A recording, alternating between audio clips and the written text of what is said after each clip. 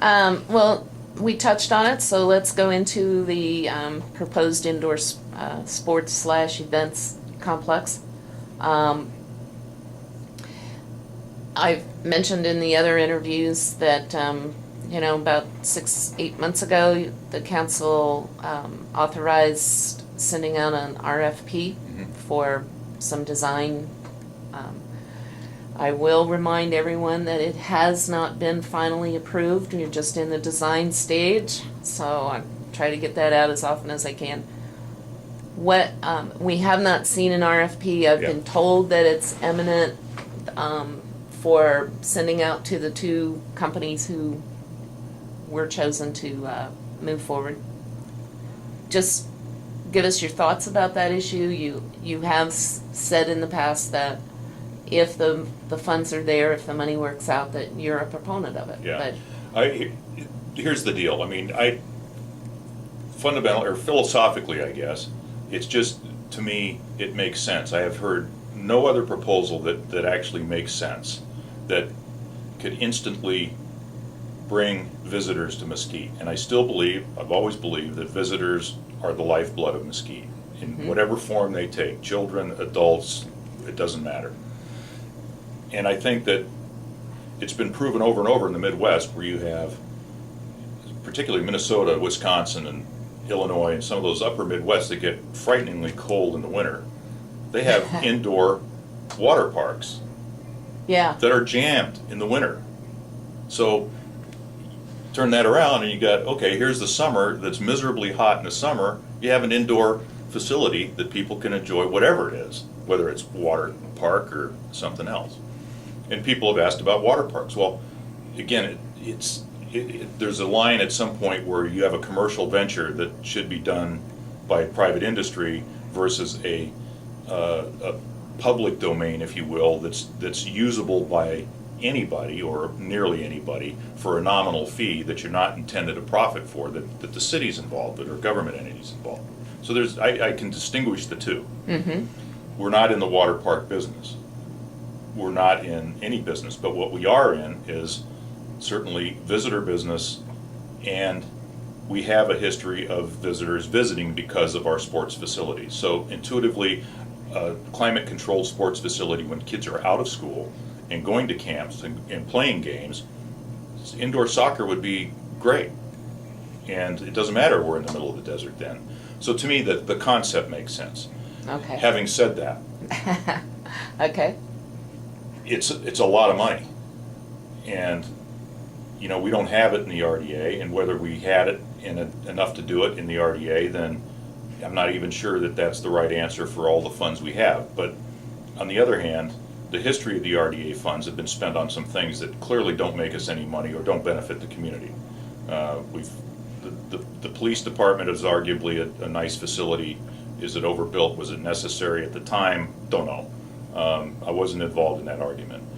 The library land, did we need that? Really? Did we need that? And did we pay a fair price? Again, I don't know. I don't think so, but that's nothing I can do about that. Yeah. Some of the other expenditures we've made have not done anything to improve tourism, to improve the quality of the Mesquite citizens' lives, to do anything other than just, I don't know why or what. So this would be something that would add to Mesquite, and it would make it more of an attraction, create visitor volume, create tax revenue, create heads in the beds, create all these things. So intuitively I'm for it. I don't know if we can afford it, and to me, we don't have it in the general fund. We don't. Yes, we don't. And I know we had to show that we could support something of at least $5 million, I think. Right. So we had to show the funds available, which we had, and we still have. There are reserves for other specified things, but that was not a commitment to spend those.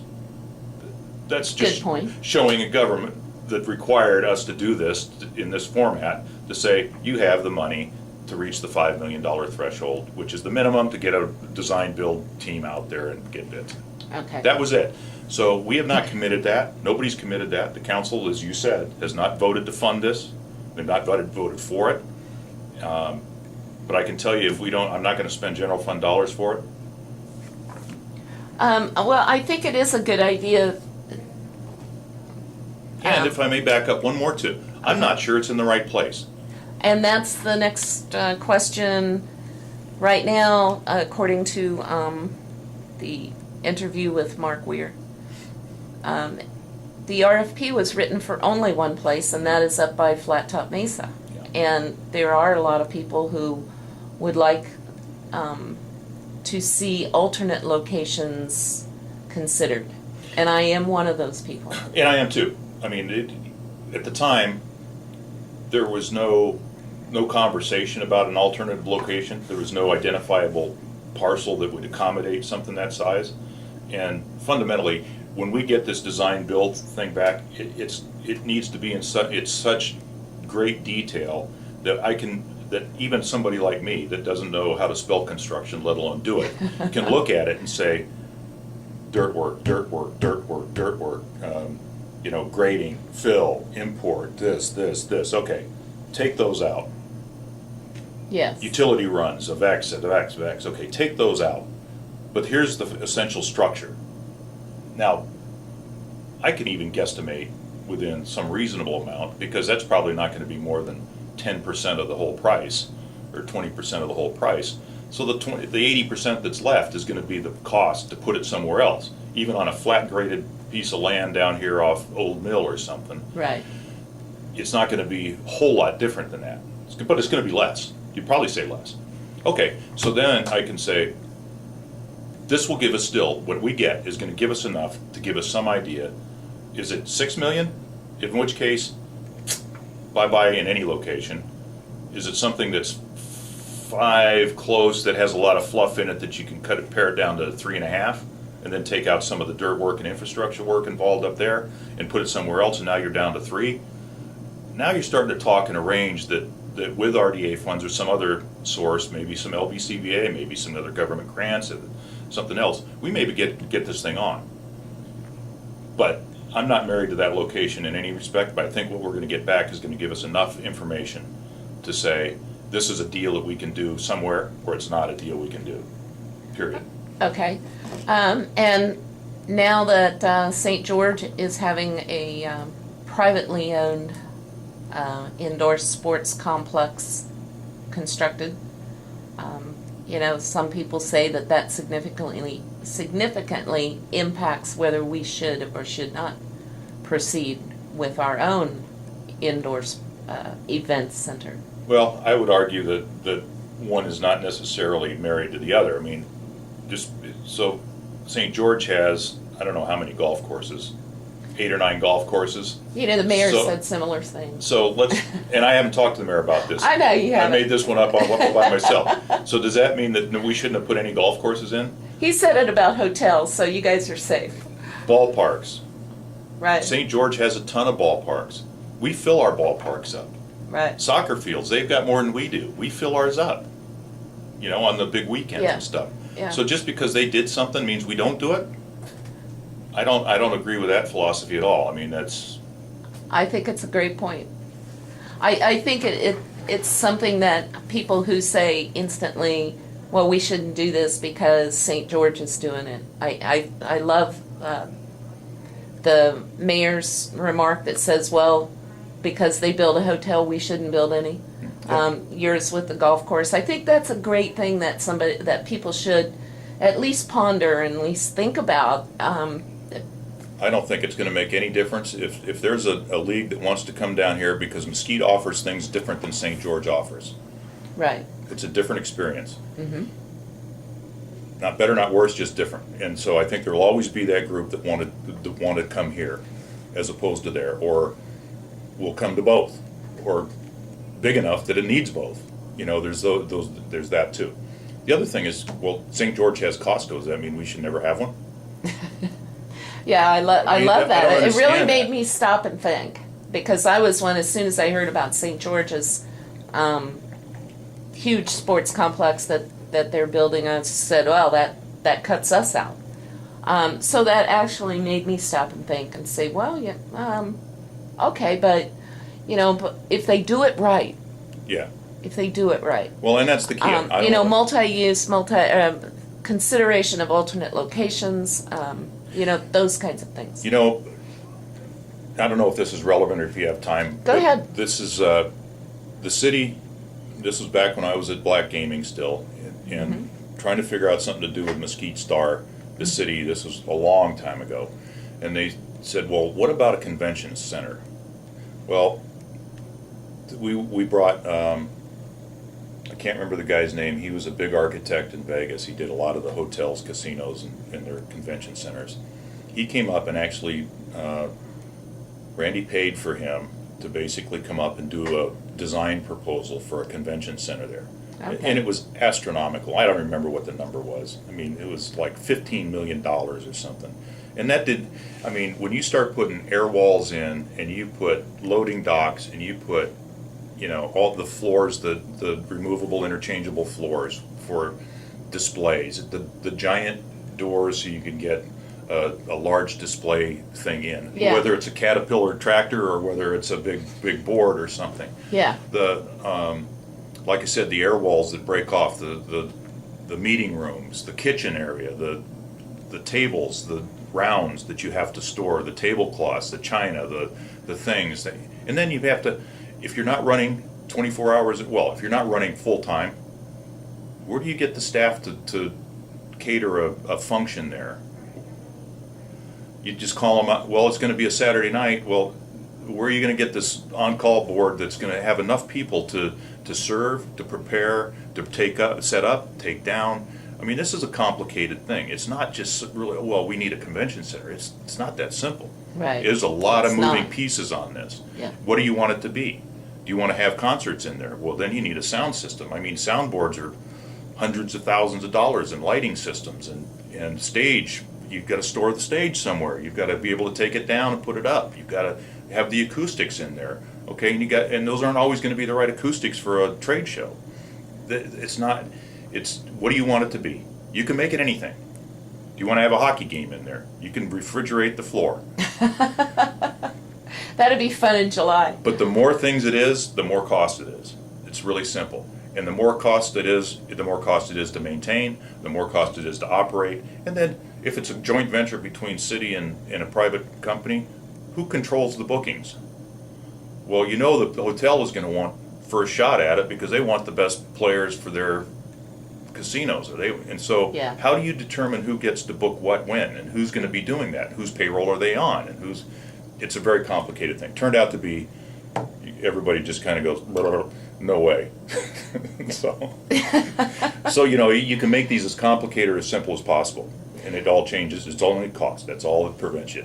And I think it is a good idea to go ahead with the RFP for the design, because that is the only way that we'll ever understand or even guess at the O&M funds going down the road. Yep. It's not necessarily the construction cost of this Absolutely. this complex.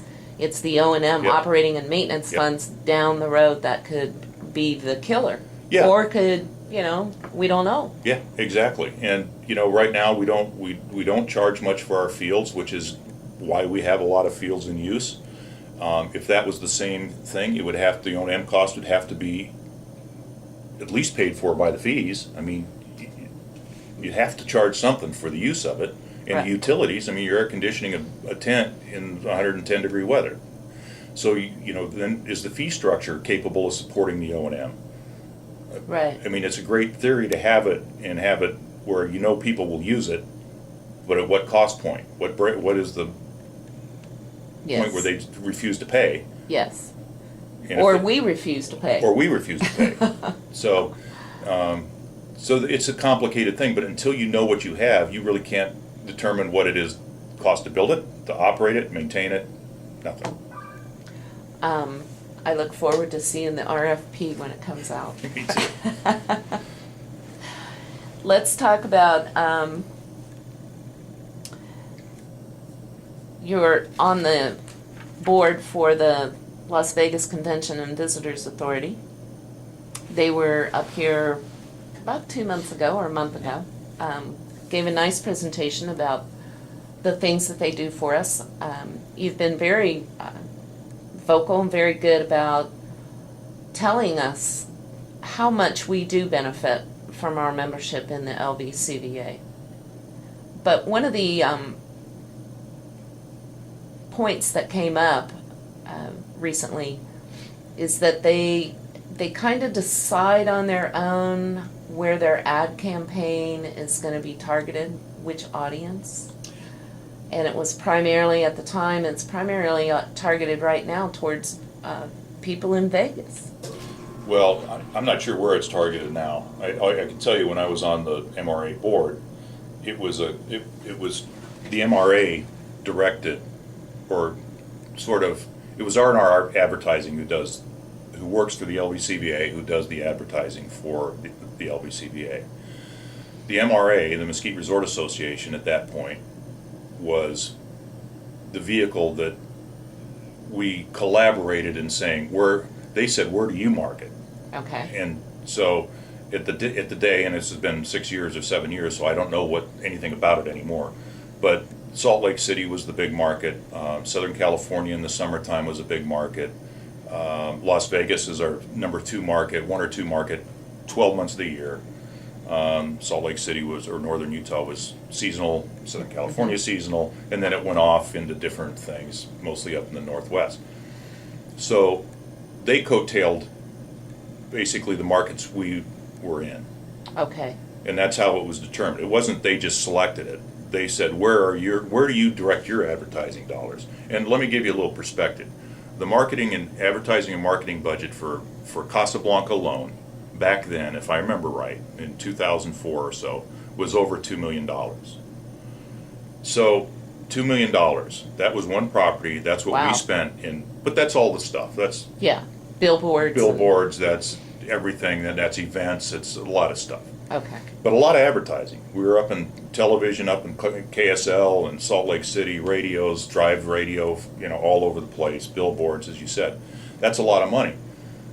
Our advertising budget from the LVCVA or R&R is like $200,000. It doesn't buy anything. Okay. So first of all, let's put it in perspective. Okay, thanks. What they're giving us We needed that.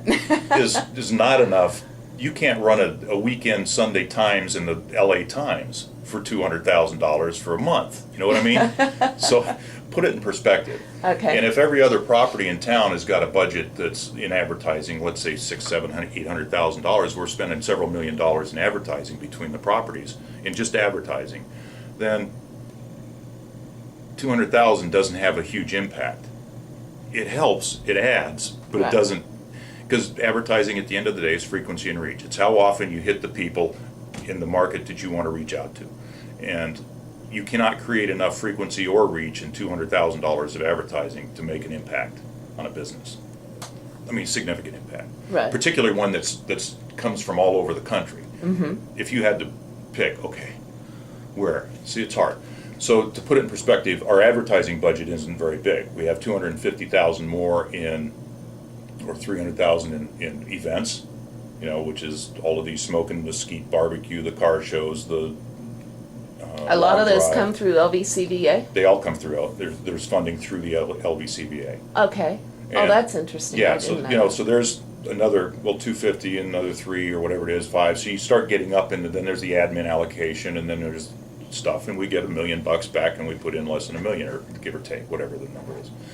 So it comes in the visitor center over here. That's all funded by the LVCVA. Okay. So that's part of our budget. And so, there's a lot of little things that are happening, and then what's good for Las Vegas arguably is good for Mesquite, because out of the millions and millions of visitors per year, 30% or something visit the national parks up north.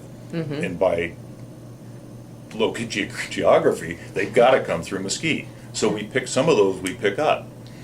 And that's a pretty consistent percentage of visitors that go to Vegas, visit surrounding areas, 1, visit parks north, 2, visit Mesquite specifically, 3, and we get those through our questionnaires and the Yes. LVCVA's questionnaires and so forth. So they're not a silver bullet for us, and remember, the purpose is solely to fill hotel rooms. They're not here to help Mesquite City. They're not here to help Okay. Las Vegas City. They're here. That's the only revenue they get is from sales or room tax revenue. Yes. That's it. So, So the more rooms they fill, the more money get. they get. which means more they can put back to the community. Okay. So they're not a benevolent organization that has these budgets that arbitrarily spends them on things. They have a charter. I mean, they're under the revised statutes also. They have absolute things they can and can't do, and that's why we can't just go ask for money from them, because we don't have any hotel rooms. Okay. Because at the end of the day, if we do want money from them, which we can ask, but they're going to want it to go through the MRA, and the MRA is going to need to say, yeah, we think this would probably help fill hotel rooms, and which they will. I mean, if they brings people to town, it will. Mm-hmm. There's no antagonism or no confrontation between any of these organizations. No. But it has to go through the people who have hotel rooms, because that's what they have to give the money to. Okay. So it's it's not as simple as you think it is sometimes. It's kind of a... It is very complex. It's almost as complicated as C-tax formulas. Exactly. And see, and remember also, LVCVA has a convention center and Cashman Field. So those are operating expenses for the LVCVA, which they try to fill Uh-huh. to help fill all the rooms in Las Vegas. And then they also do the events for, the UN Ultimate Fighting Championships, the NFR. They do all of these things that don't necessarily benefit one specific property. Right. They benefit everybody. The whole city. Yeah. Okay.